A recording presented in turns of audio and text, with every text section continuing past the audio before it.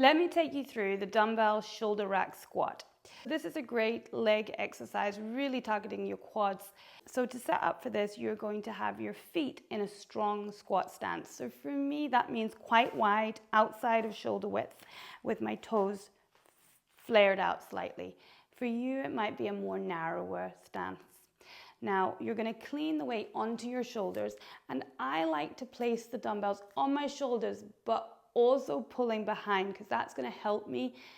So what I mean by that is that the other bell is kind of falling off the back of it. That's going to help me for two reasons. One, it's going to help me keep my elbows up, but it's also going to help my chest to stay up, because I tend to lean quite far forward on my squat, and I'm always trying to keep my chest up, and that's something that you need to try and do.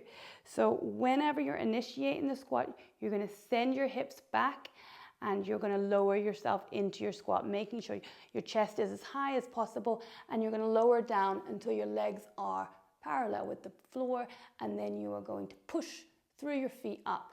Try and push your knees out as well as you come up. Things you need to look out for are the things that I mentioned. So you don't want your knees to cave in, so that's why you should always think about pushing your knees out.